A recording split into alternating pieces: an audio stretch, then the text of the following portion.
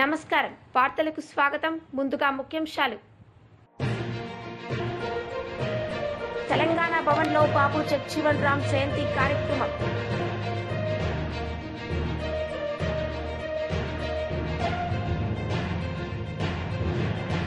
మాజీ మంత్రి Chellaboina Srinivasa Venu Gopalakrishna press meet TDP నేతలపై ఫైర్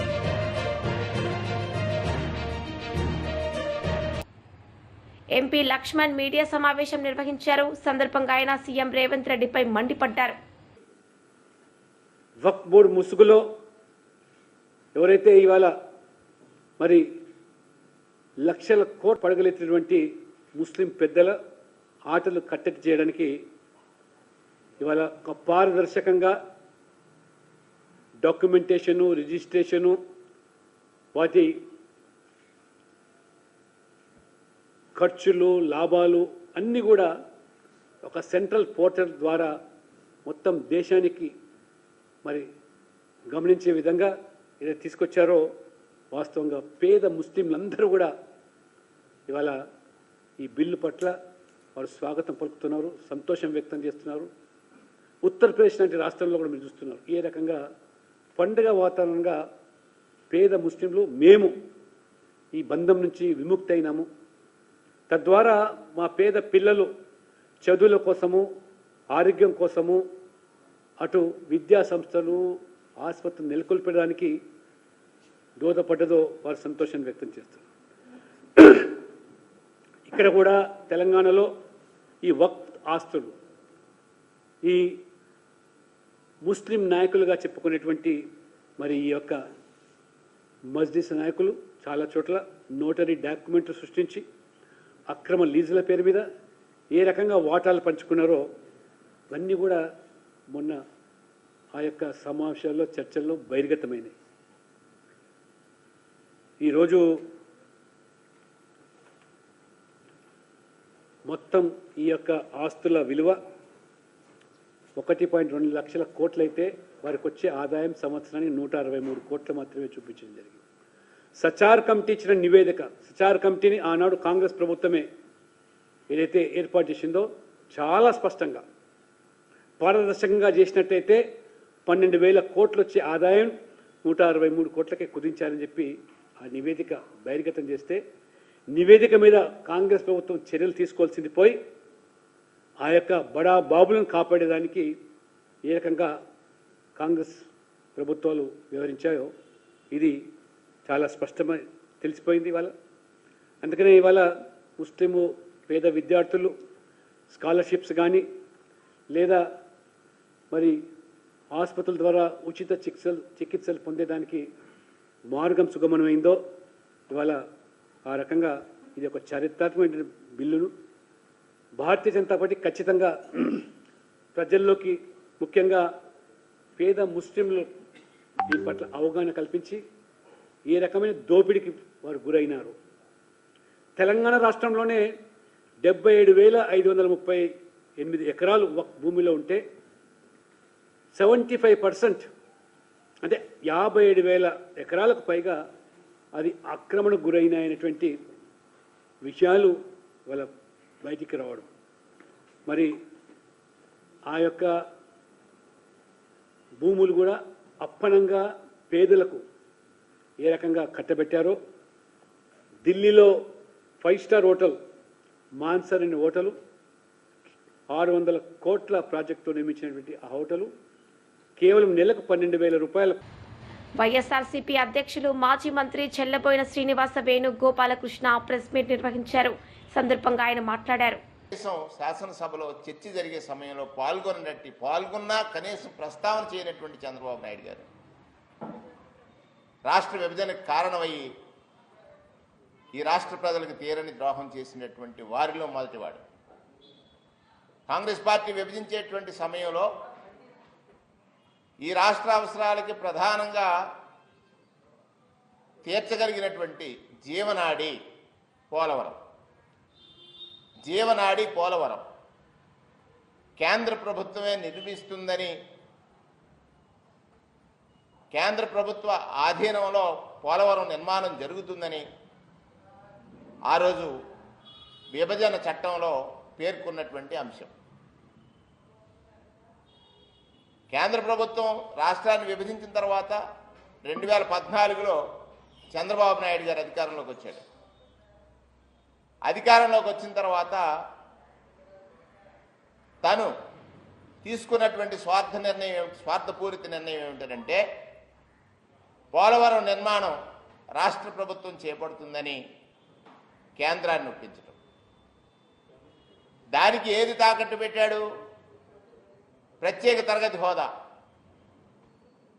పోలవరం నిర్మాణం రాష్ట్ర ప్రభుత్వం నిర్మిస్తుందని చెప్పడానికి ప్రత్యేక తరగతి హోదాను వదులుకున్నటువంటి చంద్రబాబు నాయుడు గారు అక్కడ ఒకసారి ఈ రాష్ట్ర ప్రజలకు తీరని ద్రోహం చేశాడు. ప్రత్యేక తరగతి హోదా సాధనని పక్కన పెట్టి పోలవరం నిర్మాణం తాను చేపడతానని చెప్పడం వల్ల జరిగినటువంటి నష్టాన్ని గురించి ఒకసారి మనం మాట్లాడుకున్నట్లయితే, పోలవరం నిర్మాణం రాష్ట్ర ప్రభుత్వం చేపట్టిన తర్వాత సరైన రీతిలో తీసుకునే నిర్ణయాల వల్ల, అంటే ఇంజనీరింగ్ పరిజ్ఞానం లేనటువంటి వారు కూడా ఆలోచన చేయగలుగుతారు. ఎందుచేతనంటే ఒక ప్రవాహం ఉంది, ఆ ప్రవాహాన్ని అదుపు చేయాలి. అదుపు చేస్తే పై ప్రాంతాలు ముంపుకు గురవుతాయి.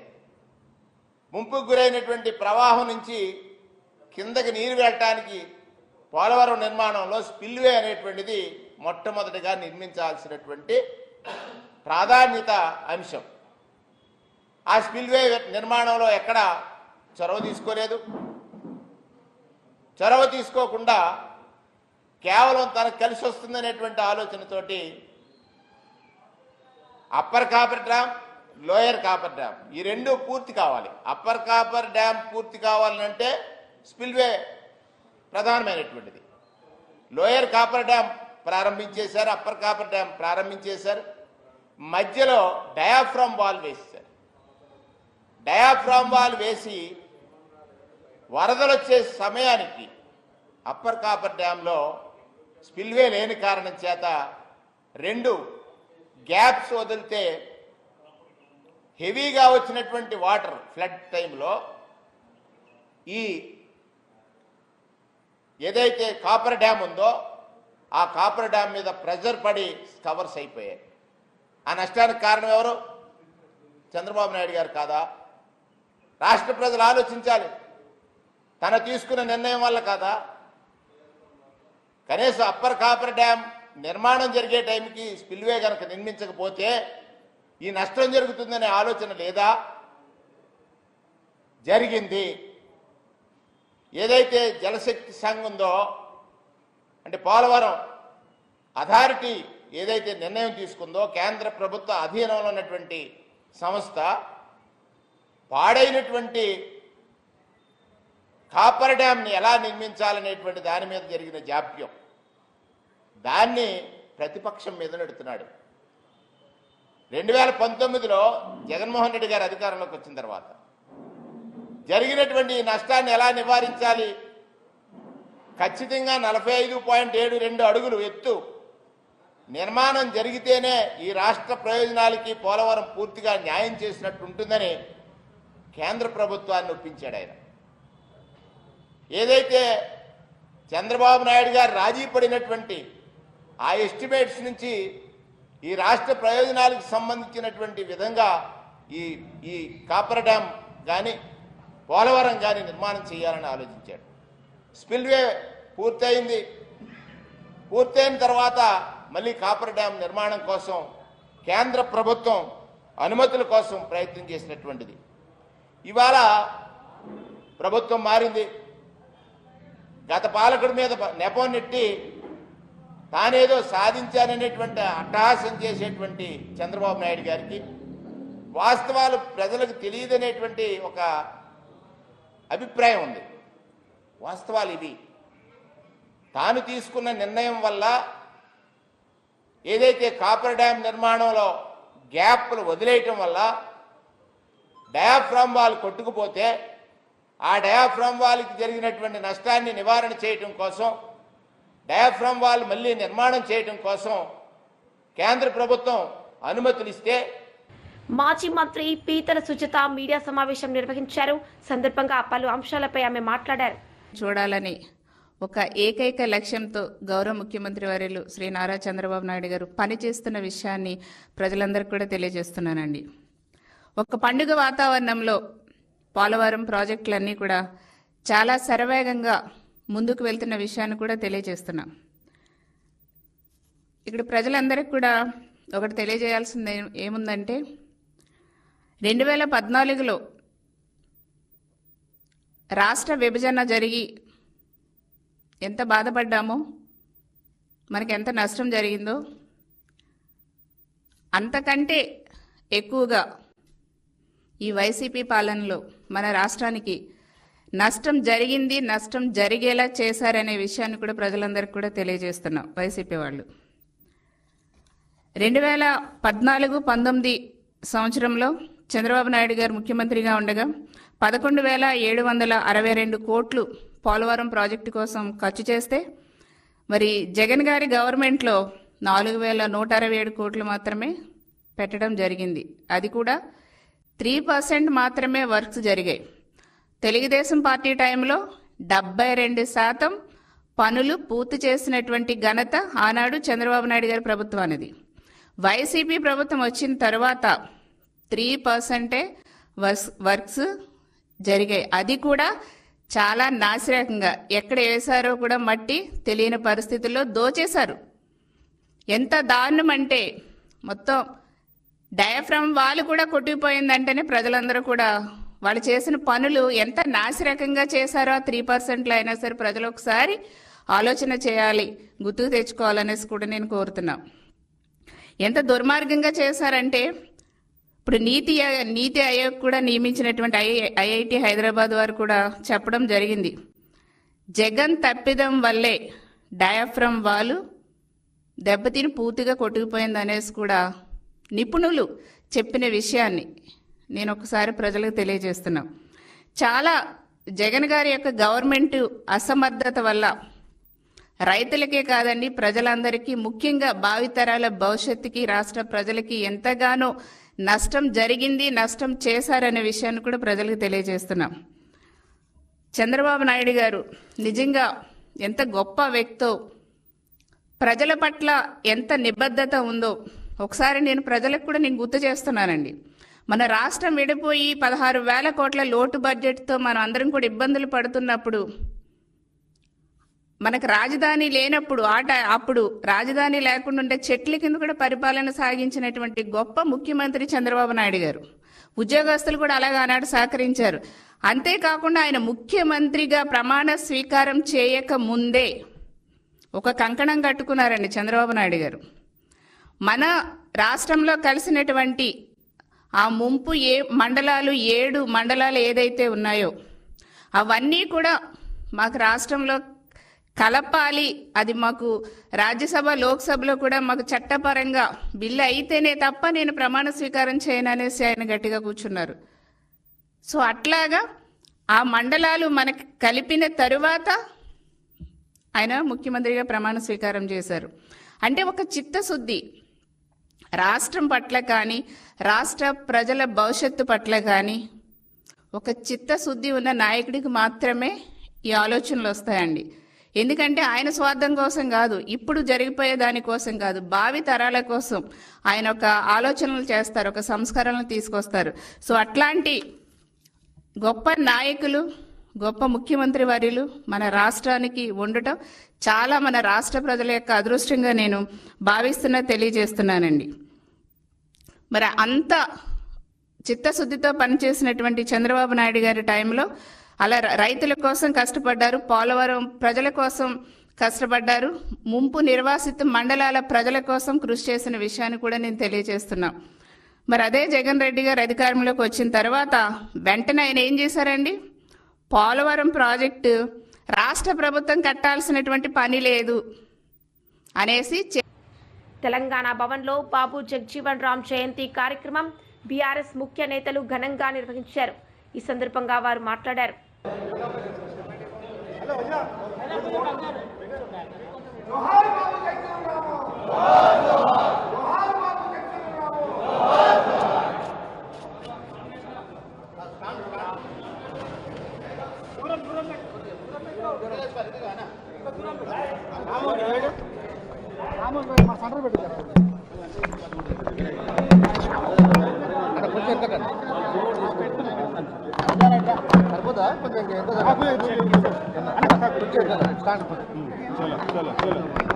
ఓకేనా రైటా లేదా?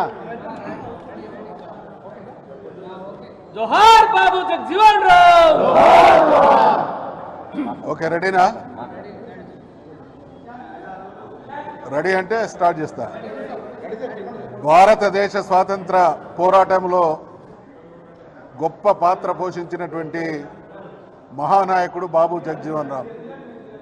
దేశ స్వాతంత్ర సముపార్జనలో కావచ్చు, తదనంతరం సుదీర్ఘకాలం పాటు, బహుశా ఇప్పటి వరకు భారతదేశ చరిత్రలో అత్యధిక సమయం మంత్రిగా పనిచేసినటువంటి మహానుభావుడు బాబు జగజీవన్ రామ్.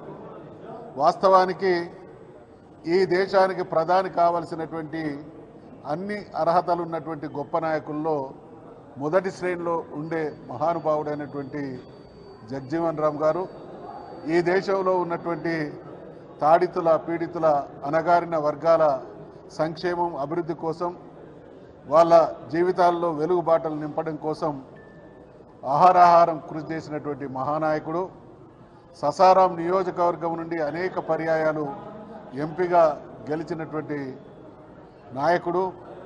అదే రకంగా బంగ్లాదేశ్ విమోచన, భారతదేశం ఒక దేశాన్ని వీరోచితంగా పోరాడి విముక్తి చేయడంలో ప్రధాన భూమిక పోషించినటువంటి మహానాయకుడు. ఆనాడు రక్షణ మంత్రిగా ఉండి పాకిస్తాన్ దుర్మార్గం నుండి బంగ్లాదేశ్ను విముక్తం చేయడంలో రక్షణ శాఖ మంత్రిగా వారు చేసినటువంటి సేవలు వారి పోరాట పటిమకు నిదర్శనం. జీవితాంతం కాళోజీ నారాయణరావు గారు అన్నట్టు పుట్టుక నీది, చావు నీది, బ్రతుకంతా దేశానిది అనేటువంటి నానుడికి సరిపోయేటువంటి రూపం బాబు జగజీవన్ రామ్ గారిది.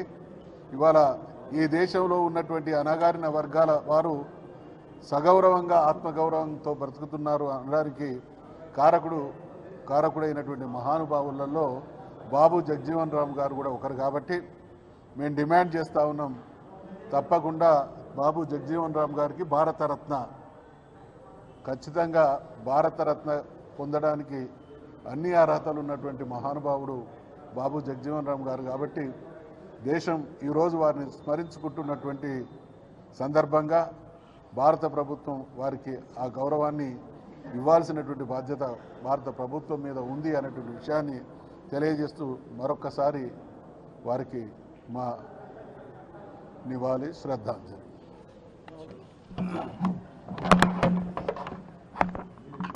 గౌరవ పెద్దలు అన్న మల్సునాచారి గారికి, ఇక్కడ ఉన్నటువంటి మిత్రులందరికీ కూడా పేరు పేరున బీఆర్ఎస్ పార్టీ శ్రేణులందరికీ నమస్కారం తెలియజేస్తూ ఉన్నాం. ఈరోజు బాబు జగజీవన్ రావు జయంతి సందర్భంగా తెలంగాణతో పాటు భారతదేశం అంతా కూడా ఉత్సవాలు జరుపుకుంటూ ఉన్నది. నిజంగా చిన్న వయసులోనే రక్షణ శాఖ మంత్రిగా, కార్మిక శాఖ మంత్రిగా, అదేవిధంగా వ్యవసాయ శాఖ మంత్రిగా ఈ దేశానికి ఎనలేని సేవలు చేసిండు. ఆయన జాతి నాయకుడు కాదు, జాతీయ నాయకుడు. గాంధీ గారు చేస్తున్నటువంటి స్వాతంత్ర మహా ఉద్యమానికి ఆయన ప్రేరేపితుడై స్వాతంత్ర ఉద్యమంలో కూడా పాల్గొన్నటువంటి గొప్ప వ్యక్తి. అదేవిధంగా అంటరానితనానికి వ్యతిరేకంగా హైదరాబాద్ సెంట్రల్ యూనివర్సిటీ HCU భూములను లాక్కున్నట్లుగా సోషల్ మీడియా నెట్వర్క్ ద్వారా కృత్రిమంగా వివాదం సృష్టించడం పట్ల రాష్ట్ర ప్రభుత్వం ఆందోళన వ్యక్తం చేసింది. కంచె గచ్చిబౌలి భూములకు సంబంధించి కోర్టులో ఉన్న కేసులపై ముఖ్యమంత్రి రేవంత్ రెడ్డి సచివాలయంలో సమీక్ష నిర్వహించారు. తాడేపల్లిలో పార్టీ కేంద్ర కార్యాలయంలో వైఎస్ఆర్సీపీ స్టేట్ SCCL అధ్యక్షులు, మాజీ ఎమ్మెల్యే TGR సుధాకర్ బాబు ప్రెస్ మీట్ నిర్వహించారు. సందర్భంగా పలు అంశాలపై వారు మాట్లాడారు. ఉపయుక్తకరమైన పనులు చేయమని చెబుతున్నాం. తెస్తున్న అప్పులకు, జరుగుతున్న పనులకు పొంతన లేదని, రూపాయికయ్యే నిర్మాణాలను 10 రూపాయలు మీరు ఖర్చు చేస్తున్నారన్నదే ఈ రోజున ప్రధానమైన అంశం. తద్వారా మీరు వేల కోట్ల రూపాయలు ప్రజల యొక్క ధనాన్ని దుబారాగా చేస్తున్నారనేది అంశం. ఓ పక్కనేమో రాష్ట్రంలో మెడికల్ కాలేజీల నిర్మాణానికి రాష్ట్ర ప్రభుత్వం దగ్గర డబ్బులు లేవని చెబుతున్నారు. ఇప్పటికే నిర్మాణంలో ఉన్న పోర్టు నిర్మాణాలను ముగించడానికి డబ్బులు లేవని చెబుతున్నారు. షిప్పింగ్ హార్బర్ల నిర్మాణం మధ్యస్థంగా ఆగిపోయి వాటిని కంప్లీట్ చేయమని అడుగుతుంటే వాటికి డబ్బులు లేవంటున్నారు. అంతేకాదు ఆరోగ్యశ్రీని నడపడానికి డబ్బులు లేవంటున్నారు. ఫీజు రియంబర్స్మెంట్ లాంటి పథకాలను ఇవ్వడానికి డబ్బులు లేవంటున్నారు. రైతులకు ఇచ్చే ఆసరా డబ్బులు ఇవ్వడానికి మీ దగ్గర డబ్బులు లేవంటున్నారు. అవి కాక మీరిచ్చిన సూపర్ 6 పథకాలను అమలుపరచడం కోసం రాష్ట్రం దివాళా తీసింది, నా దగ్గర డబ్బులు లేవని సాక్షాత్తు నారా చంద్రబాబు నాయుడు గారు అసెంబ్లీలో చెప్పినట్టు ఉదంతాలు మనం చూస్తున్న క్రమంలో, అంటే అటుపక్క అభివృద్ధికి సంక్షేమానికి డబ్బులు లేని ఈ ప్రభుత్వం ఒక్క అమరావతి పరిసర ప్రాంతాల్లోనే అమరావతి పేరు చెప్పి ప్రియమిత్రులారా, రాజధాని ప్రజలారా, రాజధాని రైతులారా మీకు చేతులు జోడించి వినమ్రంగా వైఎస్ఆర్ కాంగ్రెస్ పార్టీ వేడుకుంటుంది. మీ పేరు చెప్పి అనగా రాష్ట్ర ప్రజలందరూ కూడా గుర్తించండి, రాజధాని నిర్మాణం పేరు చెప్పి కుప్పలు తెప్పలుగా అప్పులు తీసుకొచ్చి ఆ అప్పులన్నిటినీ ఆ రాజధాని నిర్మాణం కోసం వాడకుండా దుబారా చేస్తున్నారనే అంశాన్ని ఈ రోజున మీ అందరి మధ్యలో విన్నవించుకోవటం కోసం. ఇప్పటికే అమరావతిలో తాత్కాలిక నిర్మాణాలు జరిగినవి. వెలగపూడిలో తాత్కాలిక గవర్నమెంట్ కాంప్లెక్స్ కేవలం 6 బిల్డింగుల కోసం 11,000 కోట్ల రూపాయలు ఇప్పటికే గత ప్రభుత్వం అనగా 2014-19 కాలంలో పరిపాలించిన తెలుగుదేశం పార్టీ ప్రభుత్వం 11,000 కోట్ల రూపాయలు ఖర్చు పెట్టింది. దాదాపు 6 లక్షల చదరపు అడుగుల మేర నిర్మాణం చేసి ఇప్పుడు వాటిని పనికిరావని, అవసరం లేదని, అవి కాదు శాశ్వత భవన నిర్మాణాలు చేయాలని చెబుతున్నారు. మంచిది, చేయండి. ఈ 6 భవన నిర్మాణాలప్పుడు మీ అందరికీ కూడా గుర్తు చేస్తున్నాం, ప్రస్తుతం ఉన్న సచివాలయ నిర్మాణము, అసెంబ్లీ భవన నిర్మాణము, హైకోర్టు భవన నిర్మాణాల కాల సమయంలో 3 భవనాలు తాత్కాలికమని చెబుతున్న ఈ రాష్ట్ర ప్రభుత్వం ఆనాటి నిర్మాణాల్లో భారీగా నిర్మాణాలలో డబ్బులు చేతులు మారినాయని, కాంట్రాక్ట్ కంపెనీల నుంచి పెద్ద మొత్తంలో ముడుపులు తీసుకున్నారని చంద్రబాబు గారికి ఎదుర్కొంటున్న ఐటీ కేసుల్లో బయటపడింది. తాత్కాలిక భవన నిర్మాణాల్లో ప్రభుత్వం తన సొంత బడ్జెట్ నుంచి కేటాయించుకున్న నిధులకు తోడు అదనంగా 353 కోట్లు అప్పు చేసి హైకోర్టు తాత్కాలిక అసెంబ్లీ భవన నిర్మాణం చేసింది. ఇంత డబ్బు తాత్కాలిక భవనాల నిర్మాణాల కోసం చేయటం ప్రపంచంలో ఎక్కడైనా జరిగిందా? ఈ భారం ఎవరు మోస్తారు? వార్తలు ముగించే ముందు ముఖ్యాంశాలు మరోసారి. తెలంగాణ భవన్లో బాబు జగజీవన్ రామ్ జయంతి కార్యక్రమం.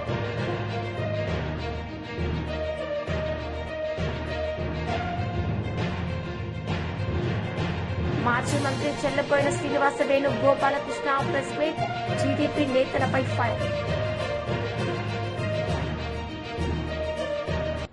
ఈ వార్తలు ఇంతటితో సమాప్తం. తిరిగి ప్రసారమయ్యే వార్తల్లో మళ్ళీ కలుద్దాం. అంతవరకు సెలవు. నమస్తే.